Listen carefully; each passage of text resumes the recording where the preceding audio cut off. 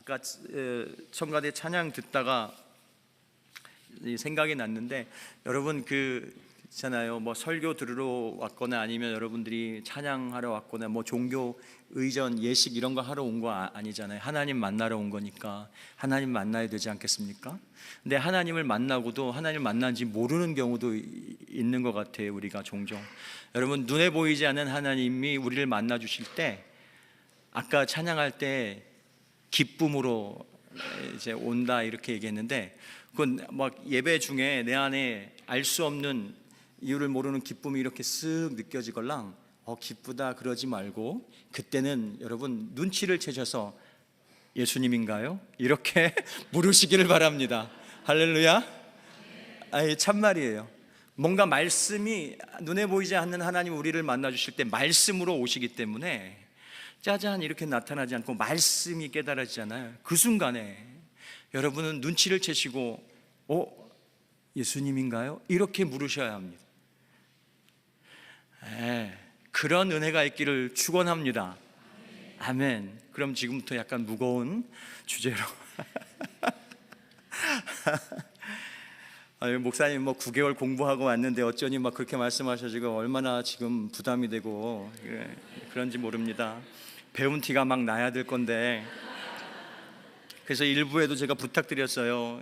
나중에 목사님 오시걸랑 배운 티 많이 났다고 얘기해 주십사 해서.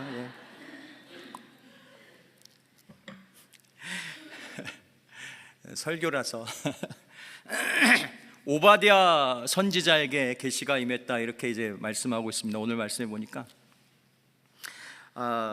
이 오바댜라는 책이 오바댜라는 책이 여러분 내용을 보시면 알겠지만, 이 책은 남유다가 멸망한 이후에, 남유다가 멸망하고 예루살렘이 망하고 포로로 잡혀간 이후에 기록된 책입니다. 그래서 하나님이 선지자에게 계시를 주실 때 누군가에게 들으라고 하신 거잖아요. 그 듣는 그 청중이 누구냐? 그게 누구냐면 포로로 지금 잡혀가 있는 유다 백성들에게 하시는 말씀이에요. 근데 그 내용이 뭐냐 하면 이스라엘의 이런 얘기가 아니고, 이스라엘에 대한 얘기가 아니고 에돔에 대한 심판을 얘기하고 있어요. 누구한테? 망한 이스라엘 자기 백성한테.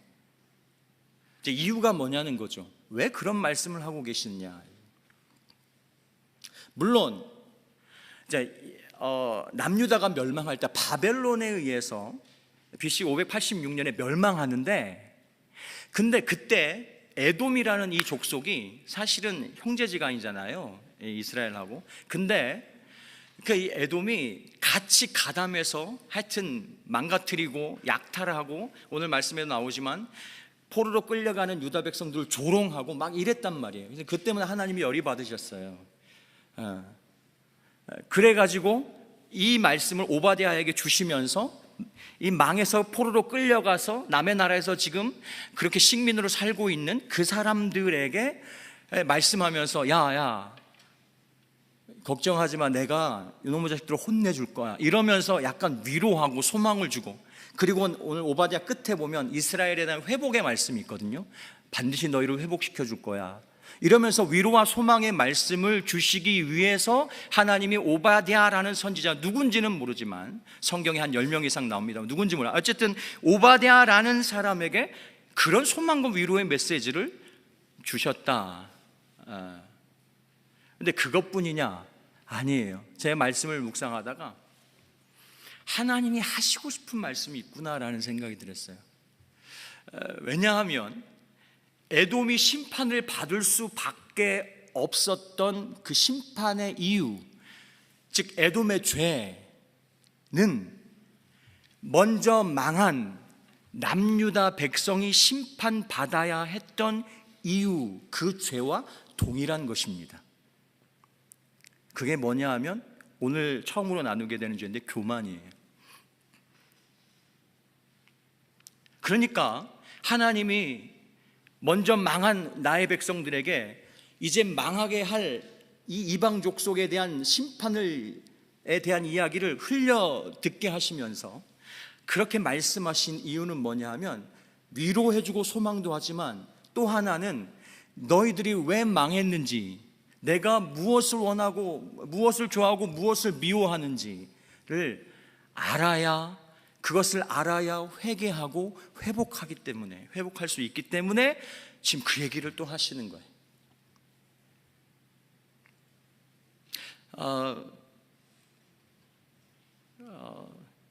여러분, 그 신약 성경으로 와서, 신약으로 들어와서 그 예수님 당시에 보면, 예수님이 이 땅에 오셨을 때 예수님이 세리와 창기들하고는 잘 어울리셨어요. 그렇죠?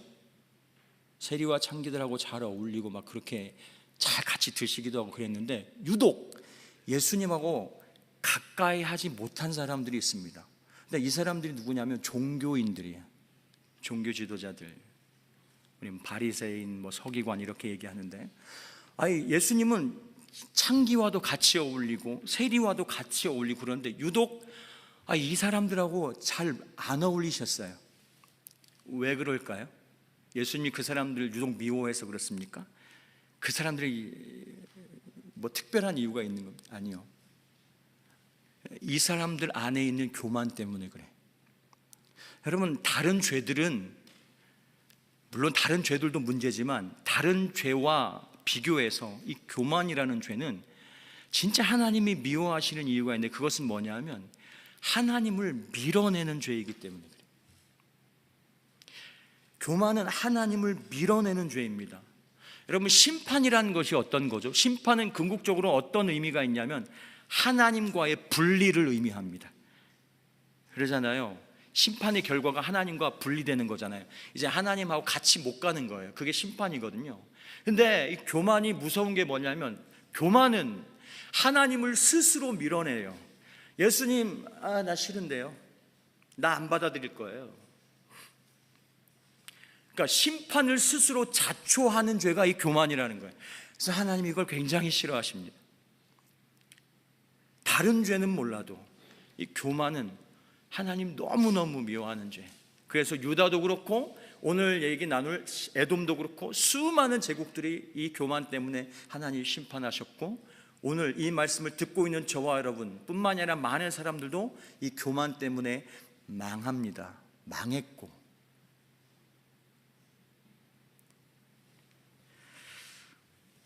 오늘 1장 3절 말씀에 보니까, 1장 3절 말씀 하반절 쪽에 보니까 이렇게 얘기하죠. 너의 교만이 너를 속였다. 에돔의 교만을 얘기해요. 너의 교만이 너를 속였다. 근데 문제는 이 하나님이 미워하시는 이 교만이라는 죄가, 이게 잘 분별이 되고 쉽게 보이면 괜찮은데, 이 교만이라는 죄는 다른 죄, 음란, 뭐 살인, 도적질, 뭐 시기, 질투, 뭐 자기 연민, 이런 죄들은 금방 분별이 되잖아요. 그런데 교만이 무서운 거는 잘 분별이 안 돼요. 잘 분별이 안 돼요. 그리고 굉장히 좋은 열매인 것처럼 포장되어서 우리 삶에 들어와 있기 때문에 이게 분별하기가 쉽지 않아요. 그래서 오늘 에돔에게 하시는 말씀 가운데서 우리가 찾아볼 수 있는 교만의 특징이 있는데, 가장 큰 교만의 특징이 뭐냐면 자기를 기만한다라는 것입니다. 자기를 기만한다. 교만의 가장 큰 특징이 뭐냐면 자기를 속여요. 그 교만의 특징입니다. 그래서 잘 분별이 안 돼. 자기도 속고 있기 때문에. 교만이 너를 속이고 있다. 하나님이 에돔에게 하신 말씀이에요. 여러분, 오늘 에돔에게 하시는 이 말씀을 통해서 우리 삶에 들어와 있는 교만, 나를 속이는 교만, 깨닫지 못했던, 분별하지 못했던 교만이 드러나고 보이는 놀라운 은혜가 있기를 소망합니다. 할렐루야. 첫 번째, 그렇다면 교만은 우리를 어떻게 기만하는가, 속이는가? 교만이 어떻게 우리를 속이고 우리 안에 들어와서 또아리를 틀고 앉아 있는가? 첫 번째는 자리가 나를 지켜줄 것이다 라는 마음, 그런 마음으로 내 안에 있다는 거예요. 이게 무슨 얘기죠? 자리가 나를 지켜줄 것이다. 오늘 3절 말씀을 저와 여러분이 다시 한번 읽어보겠습니다. 3절 말씀 함께 읽겠습니다. 시작. 내가 바위 틈에 둥지를 틀고 높은 곳에 집을 지어 놓고는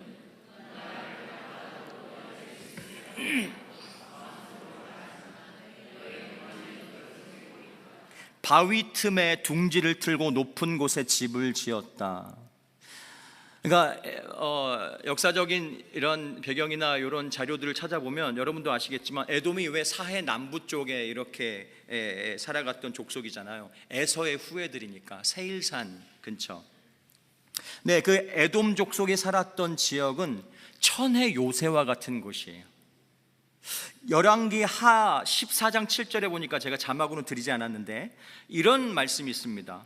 아마샤 왕이 소금 계곡에서 에돔 사람 10,000명을 쳐 죽이고 또 셀라를 쳐서 점령한 다음에 그 이름을 욕대엘이라고 하였는데 오늘까지 그렇게 불리고 있다.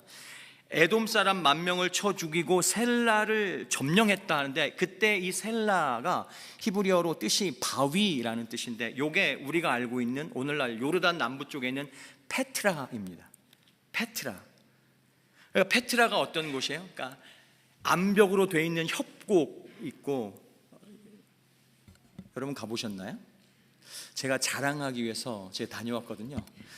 2019년도에 저만 다녀온 게 아니라 우리 여기 다녀온 분들이 같이 다녀온 분들이 있는데 2019년에 다녀왔는데 그 사진을 잠깐 띄워드리겠습니다. 얼마나 천혜의 요새인지. 저기 보면 죄송합니다. 제가 이걸로 찍은 거여서 담임 목사님 사모님 그 아래 꼬맹이가 제 아들인데 저희 부부가 있어야 되는데 찍느라고 저기다 이렇게 저런 협곡이 평균 높이가 한 90m, 그 다음 길이가 한 1.2km 정도 되는 협곡이 저기를 계속 이제 걸어가야 돼요. 저런 길을 따라 쭉 가다 보면 저 길 끝에 뭐가 나오냐면 그 다음 요런 게 나오는데 저게 미스테리예요. 아직도 저게 사실 뭐 보물창고다 뭐 신전이다 뭐 이런 얘기들이 있는데 뭐 하는 곳이었는지 아직도 잘 모르는 곳입니다. 근데 저게 암벽 바위 산을 깎아서 만들었어요. 저게 아마 세계 몇 대 불가사의 뭐 그런 걸걸요? 잘 모르겠지만 정말 기가 막혀요. 저거를 암벽을 깎아서 만들었어요. 그 다음 사진 여기가 사진 포인트라고 찍어주셨습니다. 이제 저렇게 그러니까 적으로부터 잘 공격받지 않을 수 있는 천의 요새에 자리 잡고 살았던 족속, 그 족속의 에돔이에요. 그러니까 굉장히 그것 때문에 교만했다는 거예요. 누가 나를 땅바닥으로 끌어낼 수 있나? 야, 우리는 안전해. 아무도 우리를 망하게 하지 못해. 그런 교만이 있었다는 거예요.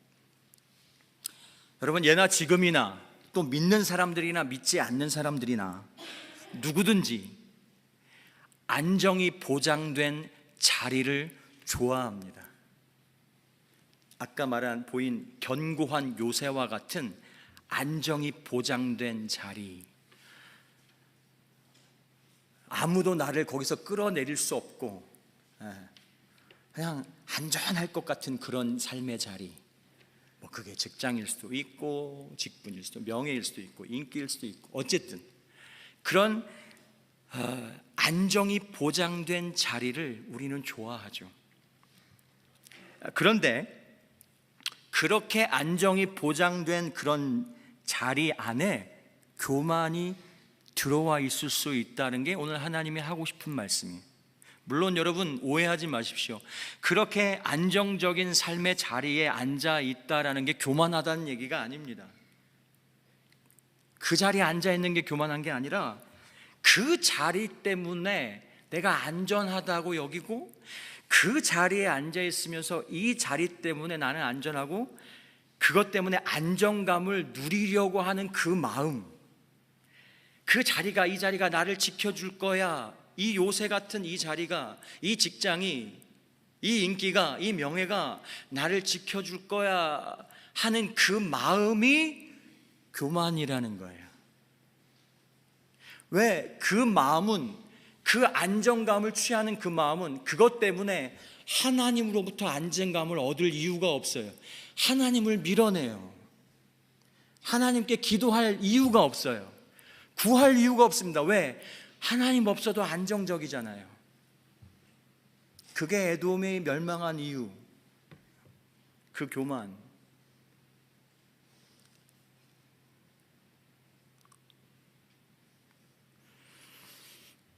여러분, 출애굽한 이스라엘 백성들, 그들이 광야 생활을 하는 동안에 가장 바랐던 것이 뭘까요? 이스라엘 백성들이 출애굽해서 광야 생활을 하는 동안에 가장 바랐던 게 뭘 것 같아요, 여러분? 예?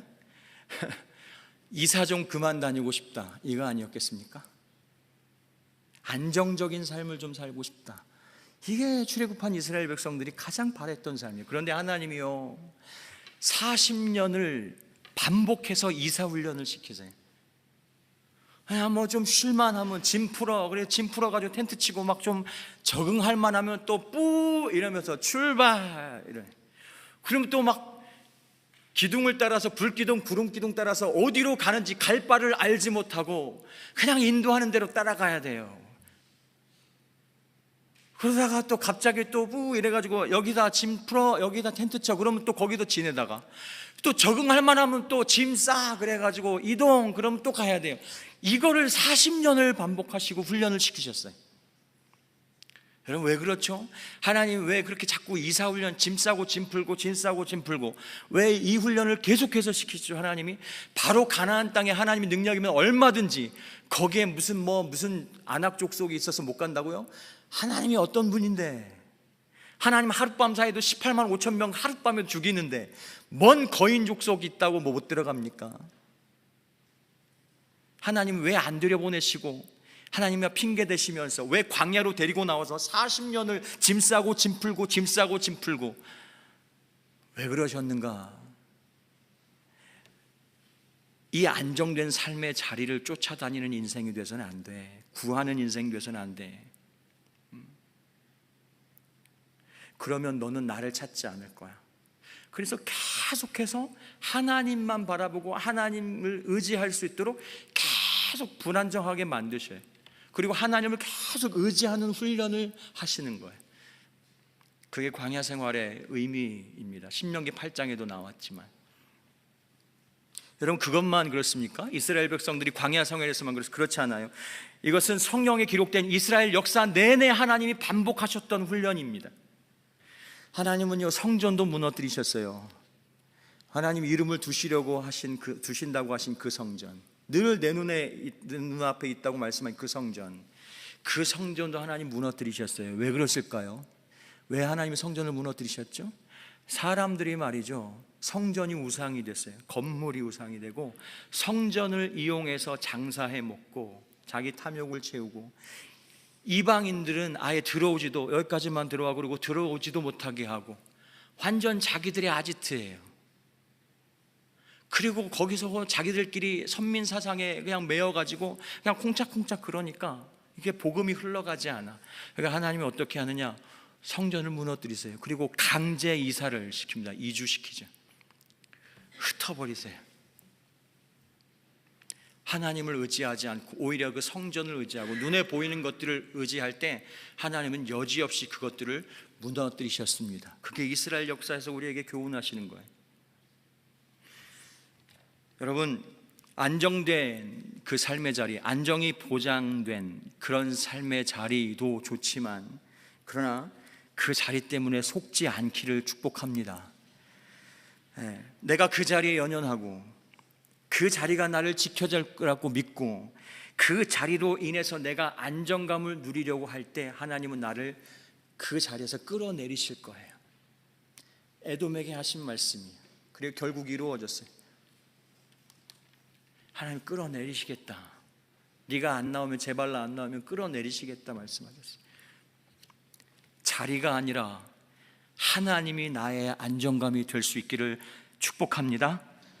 그게 하나님이 지적하시는 에돔의 멸망 이유고, 이 교만이고, 교만이 우리를 어떻게 속이는지에 대한 첫 번째 말씀이에요. 자리가 나를 지켜줄 것이다. 교만은 우리를 그렇게 속입니다. 두 번째, 교만은 우리를 어떻게 속이는가? 사람이 나를 지켜줄 것이다, 이렇게 속여요. 첫 번째는 자리가 나를 지켜줄 거라고 속이고, 그러니까 우리 안에 있는 마음에 이 자리가 나를 지켜줄 거야, 나는 보장받았어. 또 하나는 이 사람들이 나를 지켜줄 거야, 이렇게 속인다는 거예요. 오늘 7절부터 9절까지의 말씀 같이 한번 읽어보겠습니다. 7절에서 9절 말씀 함께 읽겠습니다. 시작. 너와 동맹을 맺은 모든 나라가 너를 나라 밖으로 쫓아내고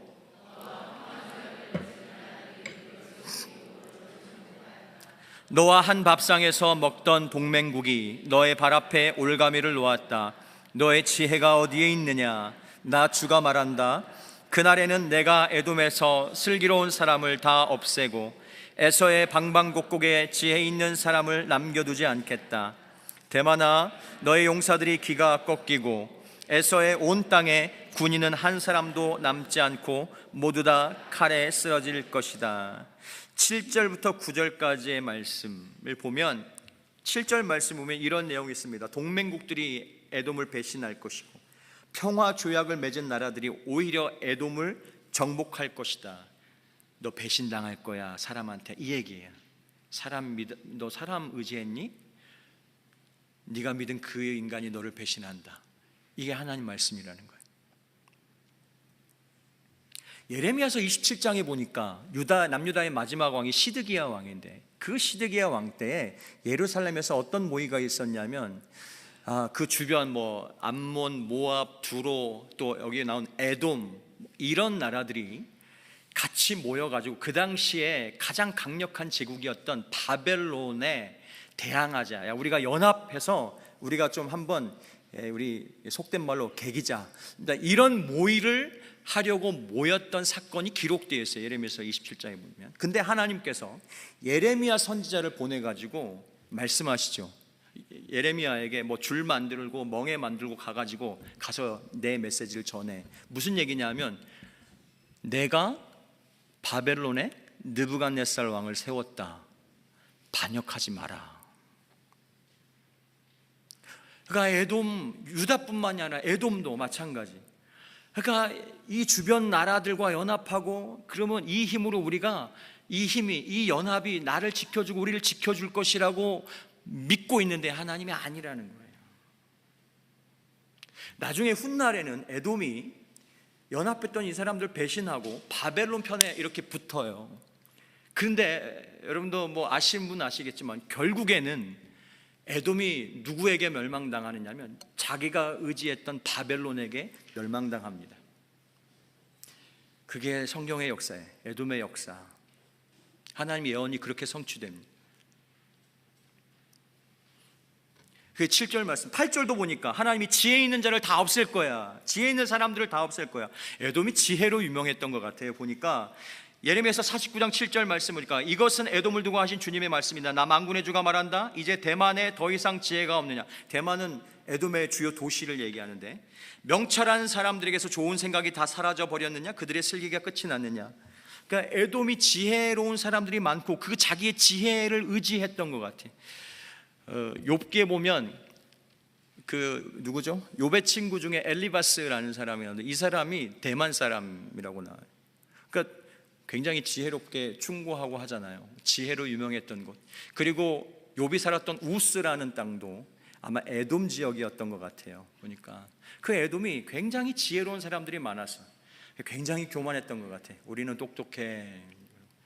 그런 사람들의 지혜를 의지했던. 그러나 결국 그 지혜로운 사람, 네가 의지하는 그게 리더일 수도 있고 그게 뭐 누구인지 모르겠지만 그 사람이 너를 배신할 거야. 그게 그 말씀이 성취돼요.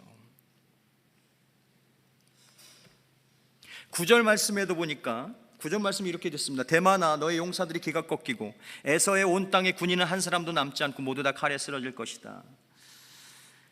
그 용감한 최정의 이 전사들이 있었던 에돔인데도 불구하고 아무 도움이 되지 못할 거다. 여호와의 날에 너를 도와주지 못하고 너를 지켜주지 못해. 7, 8, 9절에서 얘기하는 게 뭐예요? 사람은 너에게 도움이 안 된다. 사람 의지하지 마라. 네가 사람 의지하고 자꾸 사람 믿고 그러면 그 인간한테 배신당하는 거예요. 이게 하나님이 교만을 다루시는 방법이에요. 배신당하게 하시는 거예요. 그게 에돔의 심판에서 얻을 수 있는 교훈입니다. 에돔은 주변 나라들과의 두터운 친분을 과시했고 지혜 있는 사람들을 의지했고 용감한 군인들을 의지했지만 결국엔 그들이 에돔을 지켜주지 못했습니다. 오히려 배신했어요. 우리 주변에도 여러분 뭐 친하게 몰려다니는 사람들이 있을 수 있죠. 여러분도 있나요? 친하게 같이 이렇게 너무 의지하지는 마십시오. 같이 왜 성도의 교제는 필요하죠. 왜냐하면 로마서에서 사도 바울도 얘기했지만 함께 울고 함께 웃고 즐거워하고 이런 성도의 교제는 필요한데, 그런 서로 사랑하기 위한 그런 교제 말고 소위 우리 사회에서 우리가 흔히 말하는 인맥을 위해서 인맥을 쌓아가고 추구하고, 나 저런 사람 이런 사람 알아, 야 요 사람 통해서 뭐 어떻게 해볼까, 그런 거 하지 말라는 거예요. 그러다가 망했다는 이야기를 지금 하고 있는 거예요. 왜? 사람 의지하면 하나님 의지하지 않으니까. 하나님을 밀어내는 죄, 심판을 자초하는 죄라는 거예요. 그게 에돔의 멸망 이유고 유다도 그것 때문에 망했어요. 여러분, 예수님 아까 이야기인데, 예수님이 이 땅에 오셔서 사람으로 사시는 동안에 누구보다도 사람들을 사랑하셨어요. 그런데 예수님이 사람을 누구보다도 사랑하셨지만 하나님과의 교제하는 시간을 제외하며 사랑하셨죠. 그래서 그거를 제외하면 늘 사람들과 함께 하셨어요. 같이 먹고 마시고. 그런데 예수님은 사람을 의지하지는 않았어요. 그게 요한복음 2장에 나와 있는 말씀인데, 요한복음 2장 23절에서 25절까지 말씀 보면 이렇게 되어 있습니다. 예수께서 유월절에 예루살렘에 계시는 동안에 많은 사람이 그가 행하시는 표징을 보고 그 이름을 믿었다. 그러나 예수께서는 모든 사람을 알고 계심으로 그들에게 몸을 맡기지 않으셨다. 여기서 맡기지 않으셨다 할 때 맡기다라는 이 단어는 믿다, 의지하다, 위탁하다 이런 단어입니다. 이런 뜻을 가진 단어. 그들에게 그들을 믿지 않으셨다. 사랑하지만 그들에게 자기를 의지하거나 맡기거나 위탁하거나 기대거나, 왜냐하면 막 우와 예수님 그러면서 막 환호하니까 그럴 수 있잖아요. 그 인기에 기댈 수도 있고 그럴 수 있는데 예수님 그러지 않으셨다는 거예요. 왜? 25절에 보니까 그는 사람에 대해서는 어느 누구의 증언도 필요하지 않으셨기 때문이다. 그는 사람의 마음속에 있는 것까지도 알고 계셨던 것이다. 무슨 얘기입니까? 오늘 나를 향해서 막 연호하고 환호하다가도 내일 되면 저놈 저거 십자가에 못 박아 이럴 수 있는 게 인간이라는 것을 예수님이 아셨다는 거예요. 그걸 예수님이 아셨다는 거예요. 그래서 사람 의지하지 마라. 사랑하지만 그 믿을 대상은 아니야. 우리가 흔히 잘 알고 있지만. 여러분, 유다가 멸망한 이유 아까도 말씀드렸지만 예레미야서에서 잘 얘기해주고 있는데, 하나님이 유다가 멸망한 그 이유에 대해서 그 죄를 지적하시면서 그 유명한 말씀을 하십니다. 예레미야서 2장 13절부터 18절까지인데 13절, 17절, 18절 이렇게 세 절만 읽어보겠습니다. 같이 한번 읽을까요? 시작. 참으로 나의 백성이 두 가지 악을 저질렀다. 하나는 생수의 근원인 나를 버린 것이고, 또 하나는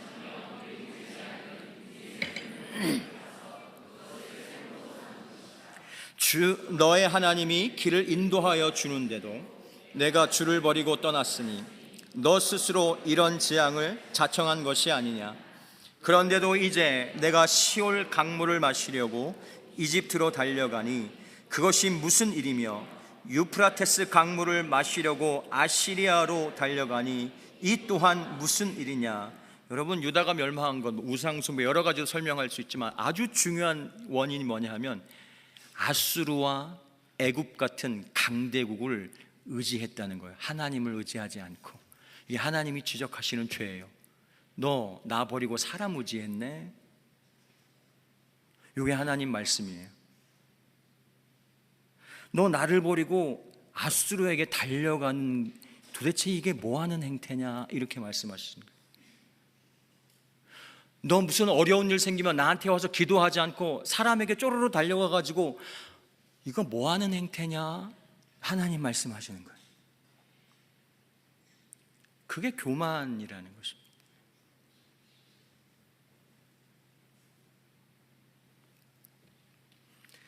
여러분, 하나님보다 더 신뢰하는 관계 혹시 있으십니까?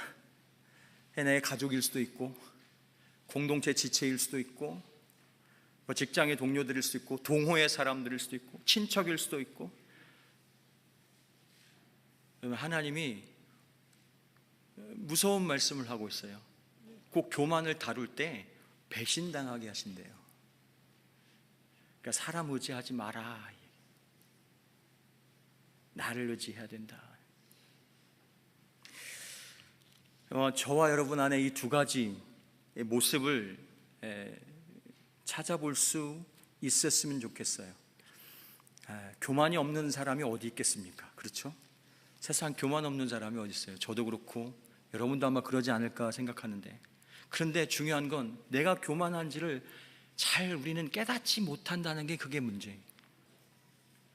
하나님이 곧 나타나는 모습으로 보여주시는 거, 어떤 마음이냐, 교만이 어떻게 너를 속이는지 잘 봐봐, 요거 교만이야 라고 가르쳐 주신 두 가지가, 하나, 자리에 대해서 연연하는 거예요.